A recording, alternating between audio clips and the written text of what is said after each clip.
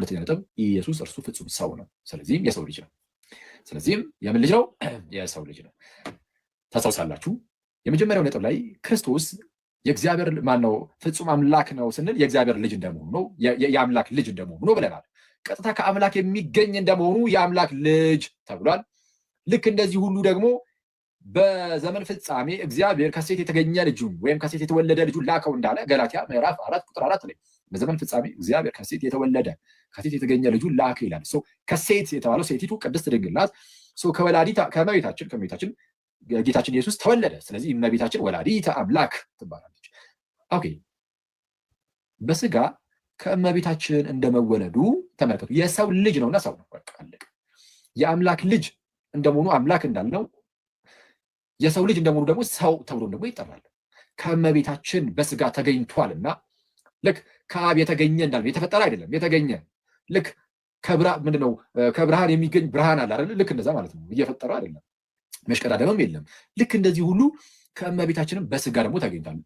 ቃል ከአብ እንደተገኘ ሁሉ በስጋ ደግሞ ከእመቤታችን ተገኝቷል። ሚኒንግ የእመቤታችን ባህሪ የጌታችንን ባህሪ ነው። ሰው እንደመሆኑ የእመቤታችን ባህሪ ከኛ ባህሪ ይለያል? አይለይም። ሰው የእኛ ባህሪ የጌታችንን ባህሪ ነው። ስለዛ ከእመቤታችን በስጋ እንደመወለዱ በባህሪ እኛን ይመስለናል። ከአብ ቀጥታ እንደመገኘቱ ራሱን አብን ይመስላል። አምላክ ነው። በኋላ ደግሞ በስጋ ከእመቤታችን እንደመወለዱ ደግሞ ሰው ነውና በባህሪ እኛንም ይመስለናል። ስለዛ ክርስቶስ በባህሪ እኛንም አብንም ነው የሚመስለው። አብን ብቻ አይደለም እኛንም ይመስላል። በባህሪ ማለት ነው። ይሄ ደብል ኮንሰብስቴንሻሊቲ ይሉታል። አብ ከወልድ ጋር ይቀጣ ወልድ ከአብ ጋር ኮንሰብስቴንሻል ነው። አምላክ እንደመሆኑ ሰው እንደመሆኑ ደግሞ ከኛ ጋር ኮንሰብስቴንሻል ነው። በባህሪ አንድ ነው። ከኛ ጋር በባህሪ አንድ ነው። ጌታችን ሰው እንደመሆኑ አምላክ እንደመሆኑ ደግሞ ከአባቱ ጋር አንድ ነው በባህሪ። ስለዛ ሰውነቱ ላይ ከእመቤታችን የተገኘ ነው። ሰው ከእመቤታችን የተገኘ ነው ሲባል ዝም ብሎ አንዳንድ ሰዎች ምን ብሎ ይናገራሉ? ዝም ብሎ እንደ ቱቦ ብቻ ዝም ብሎ አለፈባት ይላሉ። ጌታ ይቅር ይበላቸውና ክብር ምስጋናም ለእርሱ ለእመቤታችንም ደግሞ ይሁንና ቀጥታ ከእርሷ እንትን አላለም። በቃ ዝም ብሎ በእርሷ ውስጥ ብቻ ዝም ብሎ አለፈባት አይነት ነገር ብሎ የሚናገሩ ሰዎች ተነስተው ነበር። ጥንት ላይ እነ ቫለንቲኑስ እንደዛ ብሎ ያስተምሩ ነበረ እና የቫለንቲኑስ ደቀ መዛሙርት ደግሞ አሁን ተነስተዋል። ኦንሊ ጂሰሶች ኦንሊ ጂሰስ የሚባል ቤተ እምነት አለ ብያቸዋለሁ። እነሱ የስላሴን ትምህርት ብቻ አይደለም የሚክሩት። ራሱ እዛው ስጋዊ ላይም ስጋ ሲሆነ ራሱ ቃል ከእመቤታችን ስጋ ነስቶ አይደለም ከእርሷ የተገኘ በፍጹም አይደለም። ከእርሷ የተገኘ ሳይሆን በቃ ራሱ ቃሉ ነው ወደ ስጋ እንደ ስጋ የሆነው ቃሉ ለአዚፍ የሆነ ስጋው ከቃል የተፈጠረ የተዘጋጀ ነው ከቃል የተዘጋጀ እንጂ የእኛን ስጋ ጭራሽ አልተካፈለ አይነት ነገር ያስተምራሉ። ይህ ስህተት ነው። ቅድስት ኤልሳቤጥ መንፈስ ቅዱስ ሞልቶባት ምን ብላ ተናገረች ነው እንዲህ ነው። ቅድስት ኤልሳቤጥ መንፈስ ቅዱስ ይሞላ ብዙ ሲናገር መስማት ይሻላል አይሻልም? አንድ ነሽ እንደዛ ይሻላል። ሉቃስ ወንጌል ምዕራፍ 12 ይላል በታላቅ ድምፅም ጮኻ እንዲህ አለች። አንቺ ቅድስት ኤልሳቤጥ ልክ እመቤታችን ወደ እርሷ መታ የሰላምታ ድምፅ ስታሰማት መንፈስ ቅዱስ በኤልሳቤጥ ላይ ይወርድና ዘንድ በታላቅ ድምፅ ጮኻ እንድትመሰክር ያደርጋታል። መንፈስ ቅዱስ የተደበቀውን የተሰወረውን ነገር ይገልጥላትና ምን ብላ እንድትመሰክር ያደርጋታል? በታላቅ ድምፅ ጮኻ እንዲህ አለች፣ አንቺ ከሴቶች መካከል የተባረክሽ ነሽ፣ የማኅፀንሽም ፍሬ የተባረከ ነው። የጌታዬ እናት ወደ እኔ ትመጣ ዘንድ እንዴት ይሆንልኛል? አንቺ ከሴቶች መካከል የተባረክሽ ነሽ። ትክክል። ከዛ በኋላ ደግሞ ምን አለች? ስለ ልጇ ስትናገር የማኅፀንሽ ፍሬ። ኦኬ፣ የማኅፀንሽ ፍሬ ማለት ከማኅፀንሽ የሚገኘው ማለት ነው። ኦኬ፣ ፍሬ ቀጥታ የሚገኝ ነው። ለምሳሌ የሆነ የዛፍ ፍሬ ከተባለ ያ ፍሬ ከዛ ዛፍ ላይ የሚገኘው። የማኅፀንሽ ፍሬ ከተባለ ከዛው ከማኅፀን ውስጥ የሚገኝ ነው። ኮንሲቭ የሚደረገው የሚጸነሰው እዛው ስለሆነ የሚጸነሰው በመንፈስ ቅዱስ አሰራር ከእመቤታችን ነው። ኦኬ፣ በመንፈስ ቅዱስ አሰራር ማለት ነው። ስለዚህም የማኅፀንሽ ፍሬ ተባለ። የማኅፀን ፍሬ ተብሎ ከእርሷ ከሴት አልተገኘም የሚባል ነገር የለም። የሆድሽ ፍሬ፣ የማኅፀንሽ ፍሬ፣ የሆድ ፍሬ፣ የማኅፀን ፍሬ፣ የወገብ ፍሬ እየተባለ ሲነገር በመጽሐፍ ቅዱስ ላይ ሁሌም ቢሆን ምንን የሚያመለክተው?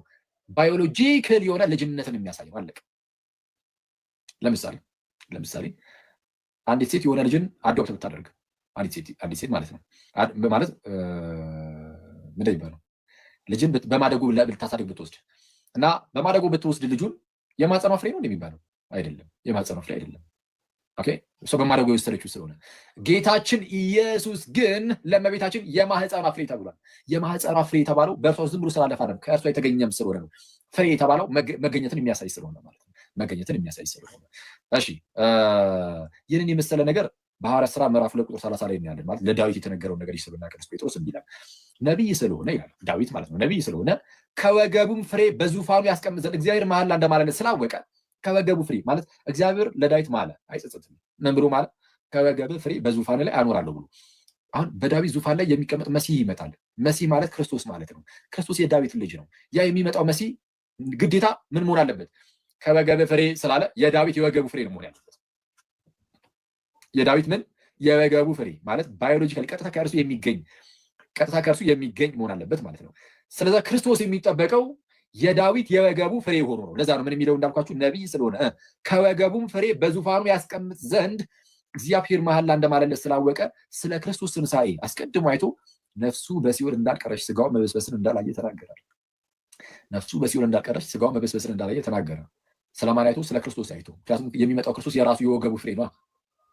ኦኬ፣ የወገቡ ፍሬ ነው። ስለዛ ሰው እንደመሆኑ ኢየሱስ ከኛ የተለየ አይደለም። ሰው እንደመሆኑ ከኃጢአት በስተቀር ከኛ ጋር አንድ ነው።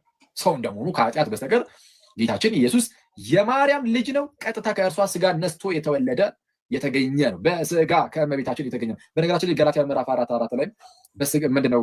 በዘመን ፍጻሜ እግዚአብሔር ከሴት የተገኘ ልጁ ነው የሚለው። የተወለደ ይላል፣ ችግር የለም። የተወለደ ተብሎ የሚተረጉም የተገኘ ተብሎም ደግሞ ይተረጉማል። ጊኖማይ የሚለው የግሪክ ቃል መገኘትን የሚያሳይ ነው። ሰው ከሴት የተገኘ ልጁ ብሎ ያስቀምጣል። ልክ ሮሚ ምዕራፍ 1:3 ላይ እንደሚናገረው ማለት ነው። በስጋ ከዳዊት ዘር ስለተገኘ፣ በስጋ ከማን? ከዳዊት ዘር ስለተገኘ። በስጋ ተገኝቷል፣ አለቀ። በስጋ የተገኘ ነው። ከማን? ከሰው። ልክ አምላክ እንደመሆኑ ከአብ የተገኘ ሆኖ እውነተኛ አምላክ እንደተባለው ሰው እንደመሆኑም ከእውነተኛ ሰው ከእመቤታችን የተገኘ እውነተኛ ሰው ከኃጢአት በቀር በነገር ሁሉ እኛን የመሰለ ሆነ። ራዕይ ምዕራፍ 4:15 እንደሚናገረው ማለት ነው። ስለዚህ አሁን የዳዊት የወገቡ ፍሬ መሲሁ ክርስቶስ የዳዊት የወገቡ ፍሬ ነው። ስለዚህ የትኛውም ሰው አሁን ሄዳ ብትጠይቀው ማለት ነው አይሁዳዊን ስለ መሲሁ ምን ትላለህ ብለህ ብትጠይቀው እሱ የዳዊት ልጅ ነው ይላል። ልክ ጌታችን ኢየሱስ እንደጠየቃቸው በማቴዎስ ወንጌል ምዕራፍ 22:41 ላይ ፈሪሳውያንም ተሰብስበው ሳሉ ጌታችን ኢየሱስ ስለ ክርስቶስ ምን ይመስላችኋል? የማንስ ልጅ ነው ብሎ ጠየቃቸው ይላል። ጌታችን ኢየሱስ ምን ብሎ ጠየቃቸው? ስለ ክርስቶስ ምን ይመስላችኋል? የማንስ ልጅ ነው? የማንስ ልጅ ነው? የዳዊት ልጅ ነው አሉት። በቃ የዳዊት ልጅ እንደሆነ ነው የሚያውቁት። ምክንያቱም የተገባው ቃል የወገቡ ፍሬ እንደሆነ ነው የተነገረው። ስለዚህ የዳዊት ልጅ ብለው ነው የሚጠብቁት። ቀለል አድርገው እና አልተሳሳቱም። በዚህ ክፍል የዳዊት ልጅ በማለታቸው አልተሳሳቱም።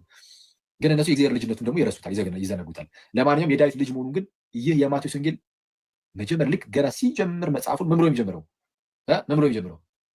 የዳዊት ልጅ የአብርሃም ልጅ የኢየሱስ ክርስቶስ የትውልድ መጽሐፍ የማን ልጅ ብሎ የሚጀምረው? የዳዊት ልጅ። ስለዛ የዳዊት ልጅ የአብርሃም ልጅ የኢየሱስ ክርስቶስ የትውልድ መጽሐፍ ይልና ሊኔጁን ያስቀምጣል። አብርሃም ይስሐቅን ወለደ፣ ይስሐቅ እንደዛ ያዕቆብ ምናምን እያለ ያዕቆብ ይሁዳ ከተማር ፋሪስና ዛራን እያለ እንደዚህ ይሄዳል ማለት ነው። ከዛ በፋሪስ በኩል እያለ ይሄዳል ኤስሮ ምናምን እና ይህን የዘር ሐረጉን ይዘረዝራል። ለምን? በስጋ ከዚህ ከአባቶች ነው የሚመጣው ክርስቶስ ኢየሱስ። ለዛ ነው። ለዛም ነው እንዳልኳችሁም በዚህ በሮሜ መልእክቱ ቅዱስ ጳውሎስ ምዕራፍ 9:5 ላይ አባቶች ለእነርሱ ናቸውና ይለናል ለአይሁዳውያን ከእነርሱም ክርስቶስ በስጋ መጣ ይላል። ከእነርሱም ክርስቶስ በስጋ መጣ። በስጋ የመጣው ከእነርሱ ነው ከአይሁዳውያን። ኧረ ከእነርሱ ከሆነ አለቀ። በስጋ ቀጥታ ከሰው የተገኘ ነው፣ ከእመቤታችን የተገኘ ነው። ቫሌንቲኖሳውያን እንደሚናገሩት አሁን ላይ ያሉ ኦንሊ ጂሰሶች እንደሚናገሩት ኢየሱስ ክርስቶስ አዳሚክ ኦሪጅን የለውም እንደሚሉት አይደለም። ወይም አዳማዊ ማለት ከአዳም የመጣውን ስጋ አልያዘውም እንደሚሉት አይደለም። ቀጥታ ከእመቤታችን ስጋን ተካፍሏል፣ ስጋን ነስቷል። ስለዚህም ሰው እንደመሆኑ ከኛ ጋር አንድ ነው። እንደዛ ነው። ሰው ጌታችን ኢየሱስ ምን ተባለ? በስጋ አባቶች ለእነርሱ ናቸው፣ ክርስቶስም ከእነርሱ በስጋ መጣ። ክርስቶስ ከእነርሱ በስጋ መጣ። በስጋ መጥቷል። ከእነርሱ ብሎ ማለት ነው። ከእነርሱ በስጋ መጣ። ግን እርሱም ለዘላለም የተባረከ ከሁሉ በላይ ሆኖ ለዘላለም የተባረከ አምላክ ነው። አሜን ይላል። ከሁሉ በላይ ሆኖ ጋይስ ለዘላለም የተባረከው አምላክ እርሱ በስጋ ግን ከአይሁዳውያን ከአባቶች መጥቷል። አለቀ። እሱ ነው። ስለዛ ክርስቶስ ምንድነው? ፍጹም ሰው ነው። ለዛ ነው አንዳንድ ሰዎች በሰዓቱ የክርስቶስ ስጋ ክደው የተነሱ በፊትም ነበሩ። እውነቱን ለመናገር ከነባለቱስ በፊትም ሪል ስጋ እውነተኛ ስጋ የለውም የሚሉ ሰዎች ነበሩ። ዮሐንስ ለእነዚህ አይነት ሰዎች በሰፊው መልስ ሰጥቷል። ኢቨን ዮሐንስ ወንጌል ምዕራፍ 14 ራሱ ሲጽፍ አፖሎጂቲካል የሆነ ዕቅበተነታዊ የሆነ መጽሐፍ ነው የሚባለው በዚህ ዮሐንስ ወንጌል። ቃልም ስጋ ሆነ ያለውም ለዛ ነው። ቃል ስጋ መሰለ ሳይሆን እንደዛ ብሎ ይናገሩ ነበር አንዳንድ ሰዎች የዶሴቲዝም እምነት አቀንቃኞች ቃል ስጋ መስሎ ታየ እንጂ ስጋ አልሆነ የሚሉ ሰዎች ነበሩ። ቃል ግን የምርም ስጋ ሆነ። ቃል ስጋ ሆነ፣ በእኛ አደረ፣ ጸጋና እውነትን የተመላ ነው። ኦኬ ክርስቶስ በስጋ እንደመጣ የማይታመን መንፈስ እርሱ የክርስቶስ ተቃዋሚ መንፈስ ነው አለ ዮሐንስ በመልእክቱ። ክርስቶስ በስጋ እንደመጣ የማይታመን መንፈስ በሰዓቱ ስጋውን የሚክዱ ከሃዲያን ተነስተው ነበረ። እነርሱ የክርስቶስ ተቃዋሚ መንፈስ ናቸው። በቃ እሱ የክርስቶስ ተቃዋሚ መንፈስ ነው፣ ይሄን የሚክድ አለ። ስለዚህ ይሄ የክርስቶስን የሚቃወም መንፈስ ነው። ስፒሪት የክርስቶስ ተቃዋሚ የአንታይ ክራይስት ነው ማለት ነው። እሺ ስለዛ ክርስቶስ እርሱ ፍጹም ሰው ነው፣ ፍጹም ሰው ነው። አንዳንዶች ነፍስ የለውም ምናምን የሚሉም አሉ። ይህንን የሚሉት ቃል ስጋ ሆነ ስለሚል ይላሉ። ቃል ስጋ ሆነ ስለሚል እንደው ነፍስ የለም ዝም ብሎ ስጋ ብቻ ነው የወሰደው እና ራሽናል የሆነችው ነፍስ በመለኮቱ በኩል ትተካለች አይነት የሚመስል ነገር የሚናገሩ ሰዎች አሉ እና ቡናሪውስ ናቸው። ስለዚህ እሱንም አባቶቻችን መልስ መልሰውታል። ቃል ስጋ ሆነ ሲል አዎ ስጋ ነው የሚለው፣ ግን ስጋ ማለት ግን ነፍስ የሌለው ማለት ግን አይደለም። ልክ ለምሳሌ በትንቢተ ኢዩኤል ምዕራፍ 2 ላይ እግዚአብሔር በዘመን ፍጻሜ መንፈሴን በስጋ ሁሉ ያፈሳለሁ ይላል። በምን ላይ? በስጋ ሁሉ ያፈሳለሁ ሲል መንፈሱን ነፍስ በሌለው ስጋ ላይ ማለት ነው፣ በቆዳ ላይ መንፈሱን ሊያፈስለው አይደለም። ስጋ የሚለው ቃል በመጽሐፍ ቅዱሳችን ሰውነትን በቃ ነፍስን የተዋሃደ ስጋን የሚያመለክት ሁሉ ሊገባ እንደዚህ ስለሚችል ማለት ነው። ቃልም ስጋ ሆነ ሲል ቃልም ስጋ ሆነ ሲል ቀጥታ ስጋም ነፍስም የተዋሃደው ማለት ስጋና ነፍስን ማለት ነው። ስጋና ነፍስን የነሳው ስጋና ነፍስን እና ከድህነት አንጻር አድርጎ ይመልሱ። አክቹዋሊ ይህ መጽሐፍ ቅዱሳችን ላይም አባቱ ነፍሴን አደራ እሰጣለሁ እያለ እንደተናገሩ በመስቀል ላይ ነፍሴን ላኖራትም ነፍሴን ላኖራትም ላነሳትም ስልጣን አለኝ ብሎ ጌታችን በዮሐንስ ወንጌል ምዕራፍ 10 ላይ እንደተናገረው ነፍሴን እያለ ይናገራል። ግን ከድህነት አንጻር አድርገው ግን አባቶቻችን ይመልሱ ነበር። ምን እያሉ? ለምሳሌ እንደነ ቅዱስ ጎርጎርዮስ ዘእንዚናዙ ያሉ ነፍስን አልተዋሃደም ማለት ታዲያ ነፍስን ካልተዋሃደ እንዴት አዳነ ነው? እንዴት አዳነ ማለት ያልተዋሃደውን